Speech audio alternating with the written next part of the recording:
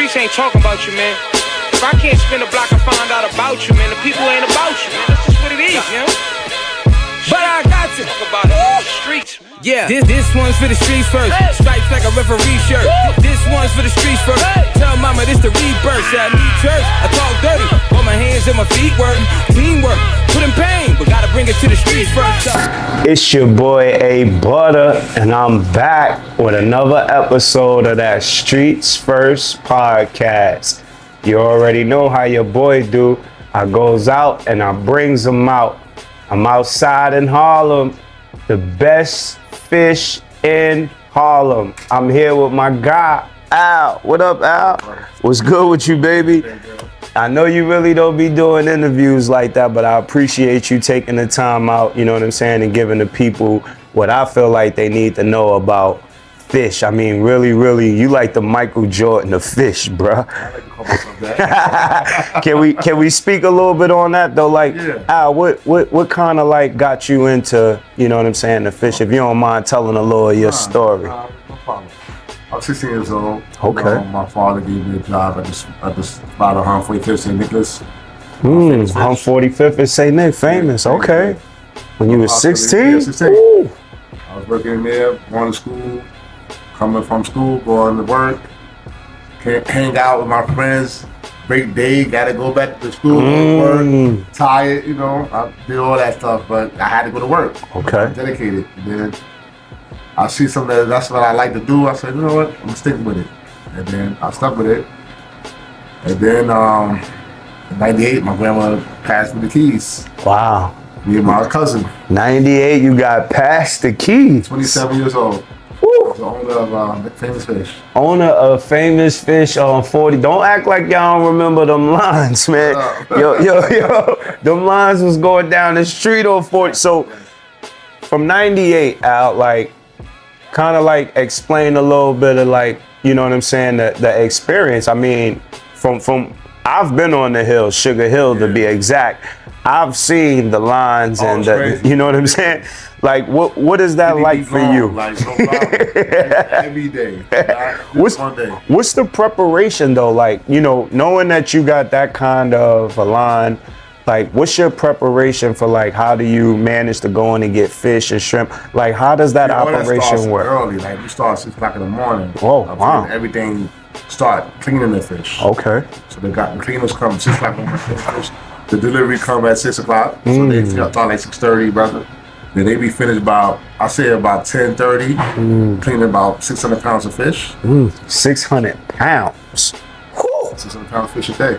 Now, with me, Al, like, there's not too many places that I could say right now that me personally, fish I can eat. You know what I mean? Like, for some reason, the sea taste is not really for me. Yeah. But there's a difference with make my fish. There's like this, I don't know what. Can you explain to us like what's that seasoning about? Like what's special, you know? Okay. My mama told me that a long time ago when I was like 17. And then she was like, she asked me, can I do the? She saw me do the. She said, can you do the meal? You saw me how I did it. Okay. I said, yeah, I saw you how I did it. I'm gonna do it. So I did it one day because she was really busy. I added a little something, you know, a little extra. Okay. Tasty. She's like, oh, you make it from now on. So I made it from that point on. From that point 17 to now, I've been making that same meal. The only one, I only can make it my way. I can't make it. Nobody else can make it my way. Wow. Like, my cousin know it, but he don't know exactly how all the ingredients, the measurements and stuff like that. So it's if and go with him, but mine is just straight. It's actually my. It's your recipe. My recipe. It's my grandma's recipe. She passed down to me. She passed down to you. I enhanced it. You know what I'm saying? You added a little yo thing to it. She's like, we gonna go with that one. So real talk. But back to like 98, man. You know, knowing that you was dealing with, you know what I mean, all of that. I was 27 years old, young. You know what I'm saying? I was on my own since I was 16. You know, I left my house at 16. Okay. You know, I had rented a room out. Okay. That's my father. I had a job already, so that was cool.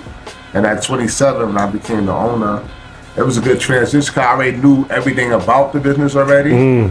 Cause I was doing much of everything already. Okay. So it was easy. She wouldn't give me the keys herself to me by myself because she thought I was too young at the time. Okay. At 27, you know, I'm still hanging out and stuff like that. That's right. So she brought my older cousin in, which is on her family side. Okay. Her nephew. Okay. She brought him in, and he was 20 years older than me to collab with me. You know what I'm saying? So they're actually like kind of watching with me.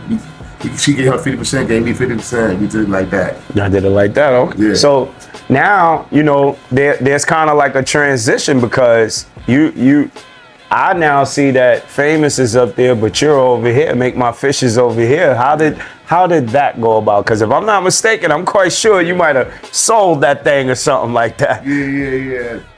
2010, 2009, I caught a little gambling problem. Okay. Going to Atlantic City a lot. Atlantic City. You be getting a lot of us, Atlantic City. I was winning at first, but you know, went on an 8-month drought. I'm losing. Got real desperate. I was behind all my bills and shit was looking dire. Okay. So I was like, I told my cousin like, yo, buy me out. We was at odds anyway through the whole 8-10 years together as being owners. Okay. We was always at odds. So it was like, you know what? Let me just get away from you completely. So he brought me out. I went down there. I lost that money in no time. Wow. I lost that money in like 12 days. Wow. 12 days. So you lost that money in 12 days? 12 days. I'm sitting in there. The 12th day, I lost the last $1,000 I had. I had a room. Okay. I went in my room. I sat in the dark for 2 days. Now these are like the stories you wouldn't know of an entrepreneur, someone that really was like on the rise, sold something, really has a vision, but gambling. But he's giving us the real story. Go ahead. So I'm sitting in there 2 days, didn't eat, in the dark. I'm scared. Never been there. I always had money since I was 16. You know, I had some kind of money. You know what I'm saying? Then I became an owner. I had money, great money then. So then I was 16 and when I'm in Atlantic City, 2 days, I sat in the dark. My friend came and said, yo, you need to come out, get some air, get some to eat. Okay. Like I'm saying, I'm sitting in the chair for 2 days in the dark. 48 hours. Just sitting there, just like staring into like, I don't know what's my next move. All I did was this store. You know what I'm saying? Now I don't have the store, and I don't have no money. I don't have no apartment for cars. I lost I had 2 apartments at the time. I lost both apartments. I lost 3 cars. So I lost all that, you know what I'm saying? So I had nothing, then I exhausted all I never asked nobody for nothing. Okay. Now I'm calling people for money and they send it to me with no problem. Wow. Yeah. Wow. So I exhausted all that. You know what I'm saying? So now I'm homeless. Homeless in Atlantic City, sleeping in bus stations, you know, boardwalk. Not under the boardwalk, but on the some boardwalk. people go under the boardwalk. I get that. I ain't going to the boardwalk, so He can only tell you what a person has really been through an experience. Under the boardwalk, but I ain't going to the boardwalk. It's dark in there. It was dark and creepy in there. I ain't going to the boardwalk. I'm still on top of the boardwalk. Okay. On the hot days. Catch me. So bus stations, Wow. and stuff like that. Sometimes I'll take the Chinese bus home to give me 2 hours sleep on the bus. Okay. And then you come back 2 hours back, so that's 4 hours sleep. But sometimes you ain't got no room. So Wow. 8 months I ain't had no room or nothing.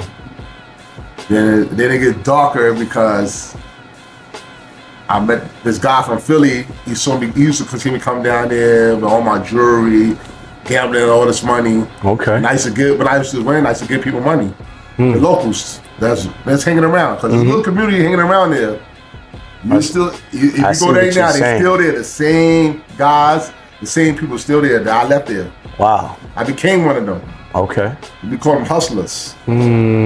So they say like you gambling, Okay. and they'll stand behind you, cheer you on. You know what I'm saying? They only want you to give them a tip, give them something like, you my good luck charm. Hey, everybody here don't go nowhere. You my good luck charm. They want you to do that, so they gonna get familiar with you. So every time you come down there, they be sitting around waiting for you to win. Financial literacy a different way. Yeah. So now you win, you happy. You don't give them a couple dollars.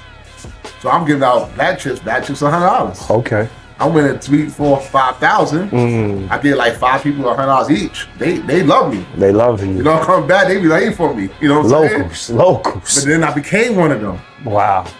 You know what I'm saying? I became one of them.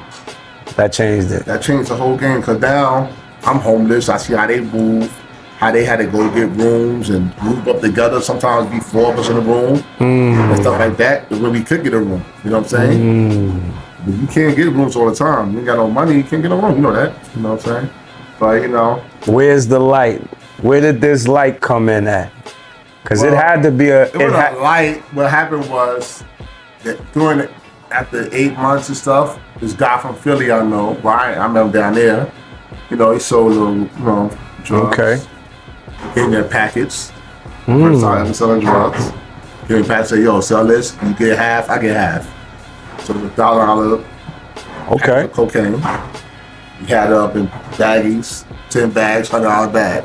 I go on the boardwalk, hit the streets. Boom, boom, boom. First day, I sold all of it. He was like, wow, you did that shit fast. I kept doing that with him. So like a month in, one of my friends like, yo, why you working for him? Work for yourself. Like, go get your own shit. I know you know bad people in Harlem. So you know what? I do. Came to Harlem, got some stuff for my boys. Okay. Did my own thing. So that was 2000. That was 2000. I would say that 2000. The end of 2010, going into 2011. I'm selling drugs. I'm selling weed. Selling coke. Selling weed. I'm going around to like 2013, 14, 13. Wow. I'm in the Tropicana. So this 3 years now, you done went, did your hustling? I'm my hustle. I'm coming to town, getting my from, you know. I got these guys, I met these white boys that gave me the weed from in Jersey. Okay. So I'm getting some good weed. So I'm selling the weed to, you know, to the players. I'm not on the streets. I'm actually in the casino selling the stuff. So it's kind of hard to sell a casino. Like the locals, like, how you do it in there? Because they don't come in there selling it. Exactly. But I know the camera works and all that. I just know how to do it. You manipulated the system, period. That's all. You was there. So 2013, I'm in Tropicana. Cops knock on the door. I'm in my room. They're like, yo, it was 3 of us, me and my 2 friends. They was like, yo, we need to identify y'all because somebody got robbed. Like, well, they ain't us. Well, we got the guy here. He want us. We got a sheet. We got see if they identify y'all. So we one by one we go out there. He said, nah, it ain't us. And then they're like, oh, we smell weed in the room. So now they got to search the room. Probable cause. You know them. So I was like, you know what? They say we get the dogs or you can let us shop. I let them search the room. It was in my bag. They found an ounce of coke, ounce of weed.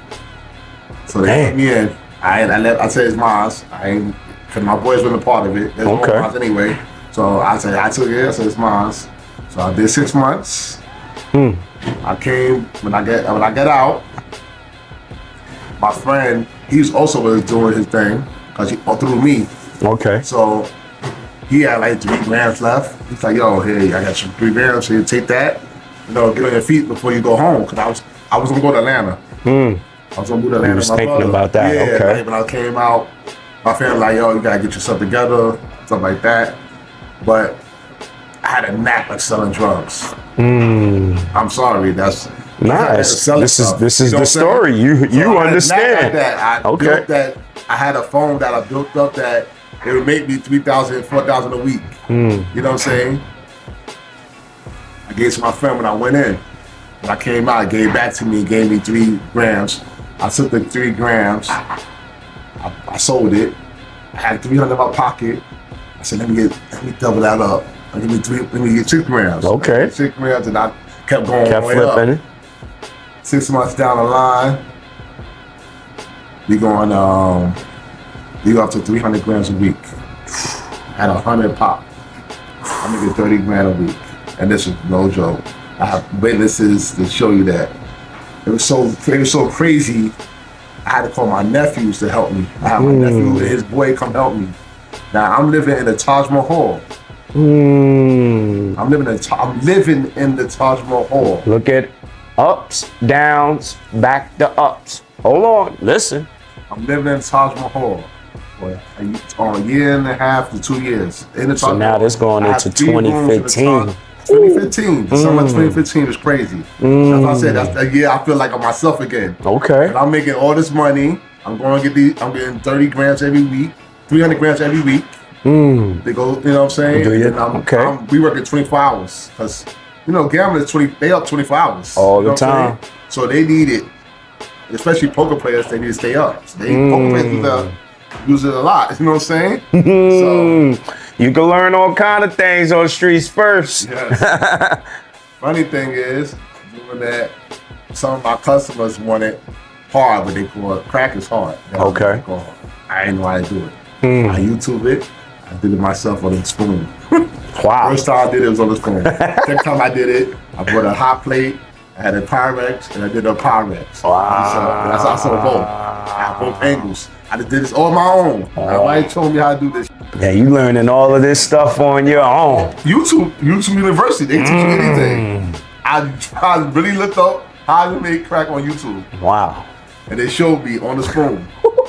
Then it showed me how to do it on the Pyrex. I'm like, I did. I don't think but I looked it up. I Googled it and it came up. So my nephew's down there with me and everything. So I was getting my drugs from my cousin up here, which he was big, but he's low. Nobody know he real low, but he sell weight. Okay. So I would come to get my drugs.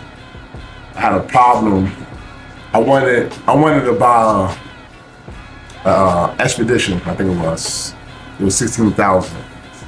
I wanted a car at that time. I was making all this money. I said, let me get a car. But I stopped gambling. I was just making money. What I do is, when we make the money out during the week, I would go down there, take my 20s and stuff like that, go to the tables, buy chips, pay a couple of hands, quick, grab the chips, cash and mints, I get hundreds. Okay. It's like washing your money. Okay. Basically. So another learner. Now I got 3 rooms in the Taj Mahal, room with the drugs, room for me, rooms for my nephews. You know what I'm saying? Now I'm buying the rooms as I through the guys that's down there. Okay. You know, so once you're down there, you beat everybody. So the Chinese sell the rooms to us. But the Chinese actually got apartments out there. They don't need the rooms, but they get the rooms anyway. So we buy the rooms of the Chinese. Okay. So that's how I was getting my rooms. I get that. So I buy the rooms of the Chinese, and I got good with them. They was cool with me, and every time they had my rooms ready, and I just keep buying the rooms. So I had the front desk, but I'm paying people. I'm paying security. I'm paying the people that at the front desk, so they tipping them and stuff like that. So they keep me in the same room. Keep me in the same room. You know what I'm saying? Because you got to switch rooms after 3 days at Taj Mahal. Okay. You have to switch rooms. But I had it down. I had to switch rooms. Gotcha. You know what I'm saying?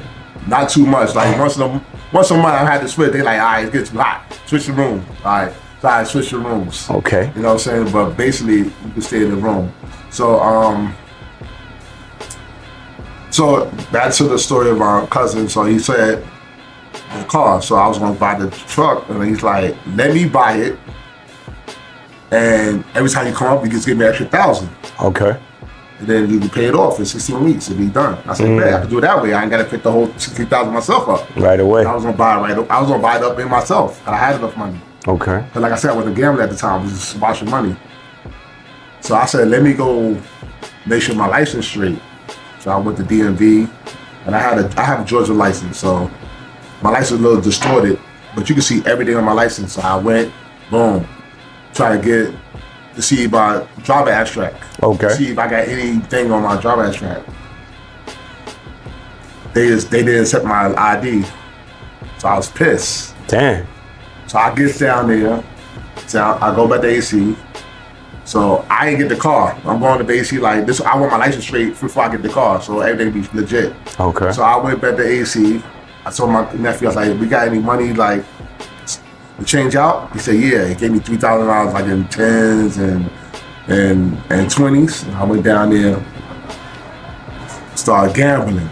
Now I'm gambling. I'm not cashing the money in. Uh-oh, this 2016 now. Yeah. Gambling. I'm gambling. No, still 2015. Oh, all right. This that summer. I'm Okay. gambling now. It's after the summer, like the end of Okay. the summer.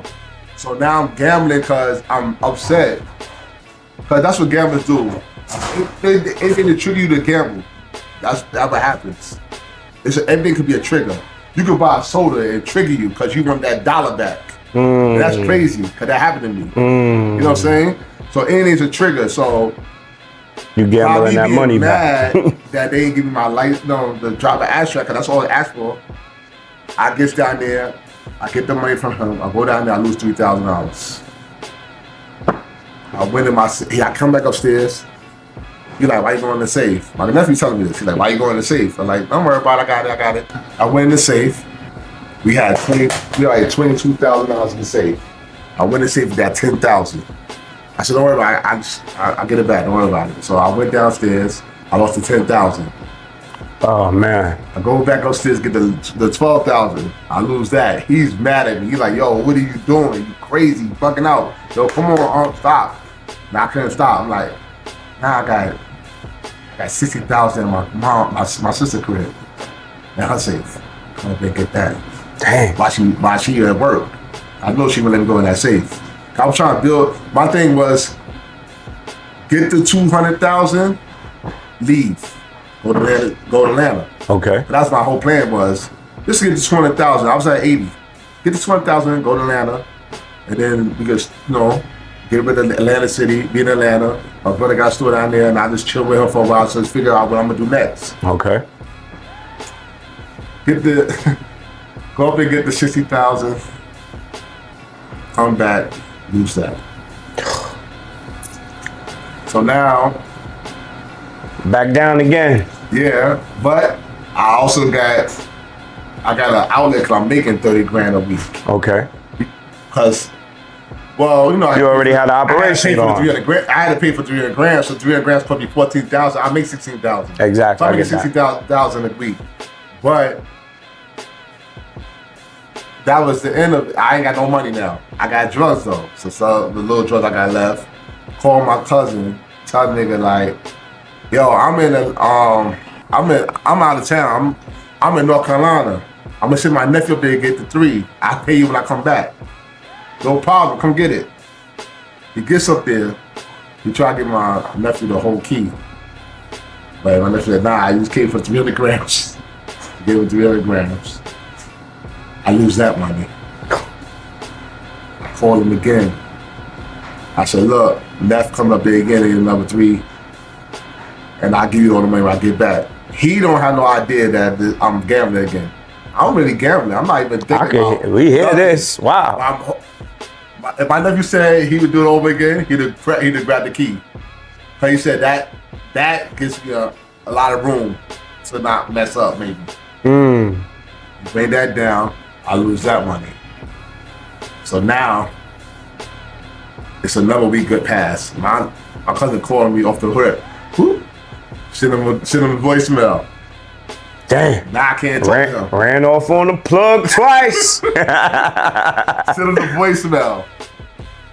Send my nephew's home, it's over. Like, I can't get no drugs from him, so now I go local. I go to my old sources to get drugs from. Okay. So local guys out there, or come up here, get it from guys up here I know. So now I downscaled it because I sent my nephews back home. So we ain't had that flow no more because I had to downsize it because I don't have that amount of drugs coming at me. Because remember, I lost all the money. So now I'm starting to get 1,000 here, go get $1,000 for drugs, and then go get an ounce. I get what you're saying. 1,200, go get an ounce. 1,200, go get an ounce. And I'm gambling though. Okay. Now it's different because I'm barely making it because I'm gambling the money that I'm going to, you know what I'm saying? Every time I go get money, I'm gambling. And then you're trying to stop to my real money. Don't gamble my real money. And sometimes I gamble that. Wow. You know what I'm saying? And I call for money or something like that. So where did it shift? What happened was, now we going into 2016.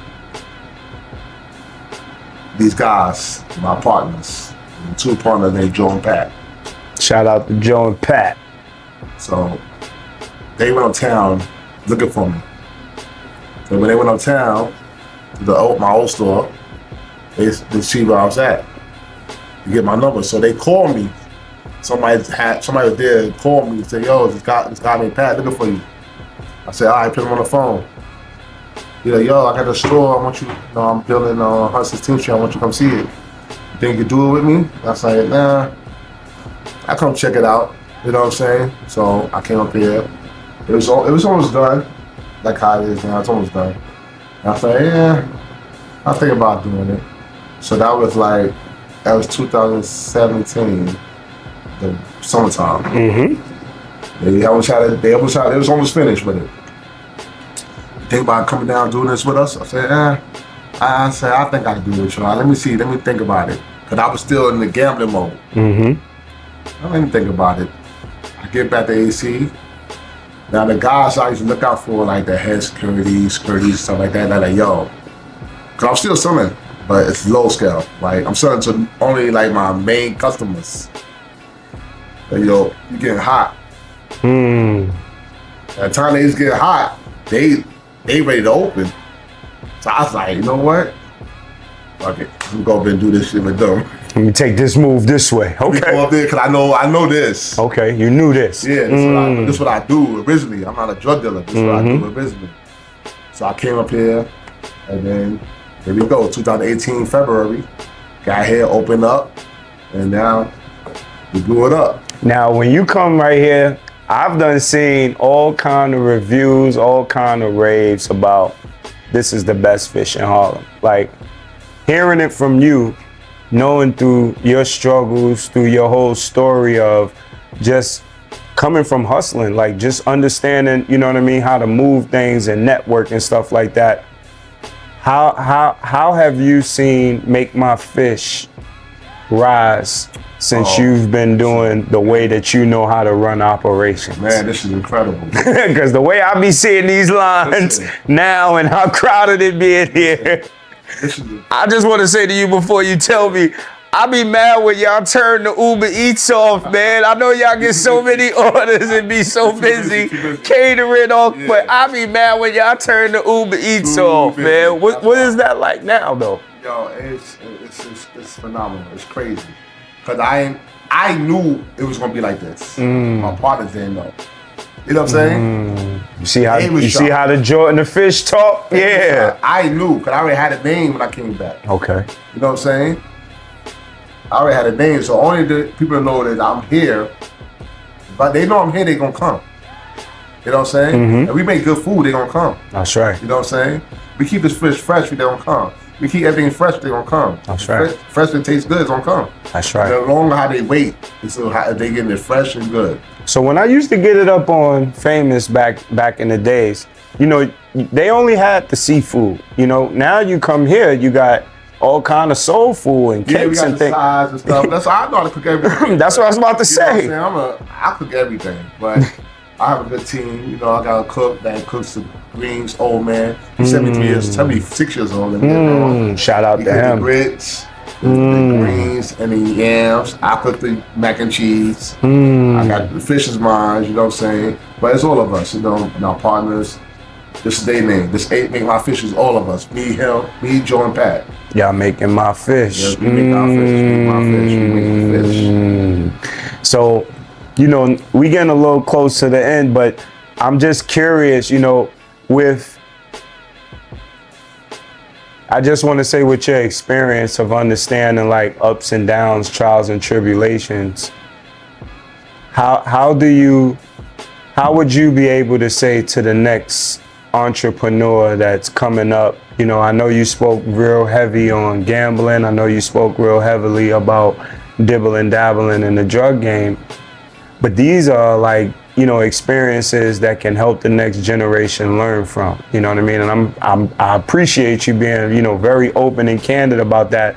But if there were like words of motivation or, you know, inspiration to help another young up and coming entrepreneur try to figure this out, what would you say to him? Just believe in yourself and never give up. I ain't never gave up. Believe in myself. Don't miss that through the whole story. I never gave up. Even I was down the last nothing. I used to even looking through the window, I ain't had a quarter in my pocket, 50 cents in my pocket to buy a bag of potato chips. Never gave up. I never gave up. And I just can't, so it's gotta be better than this, but down more at the bottom. You gotta, and I just can't, so it's gotta be better than this, but down more at the bottom. You gotta, it's nothing but up after that. You at the bottom, nothing but up. So you just don't give up. You don't give up. You know what I'm saying? Trust in what you do. Trust in what you do. You know what I'm saying? If you do certain things good, trust in that. See, I know I do the fish good. I know I'm the best at this, at fried fish. Fried whiteys and cat, that's me. I know I'm the best at that. So I believe in that. I believe I'm the best. So I every day, that's why I'm here. Every day you see me, I'm here. I'm here in the spot. So I make sure that food go out right. You know what I'm saying? A brand you can trust in like Pepsi, you heard? Make my fish. Talk to him, Al. Yeah, so I don't, my employees know, it's a certain way we gotta do this thing, and we do it the way we supposed to do it. That's it. But trust yourself, definitely. Just out of curiosity, like on the financial side, you know, a lot of people get into things because they say it's lucrative.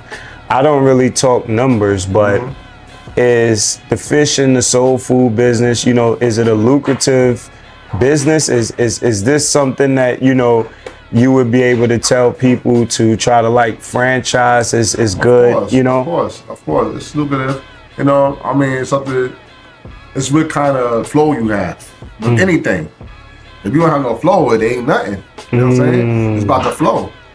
You know what I'm saying? I have a flow already. I've been had a flow. Even when we first opened, we was doing all right. That's right. But as influencers came in and did little things on us like TikTok and stuff on us, it blew us a bit more because now people that didn't know about us know us. And now like once they taste it, it's like you doing your thing on us. That's right. You now, know. That's another different audience that didn't know that we was here or don't know I'm here. The streets need to know where Al is at. I don't know what y'all talking about. I have to make sure that the streets know where Al is at. So now that blows up, you know. So like I said, you know, Make My Fish is good. This week we about to open a new store in Yonkers. Okay. In March. Ooh, y'all heard that drop right here. You heard that? My man get ready to open up a new Make My Fish in Yonkers. Okay. You know, me and my partners doing Pat and we doing our thing.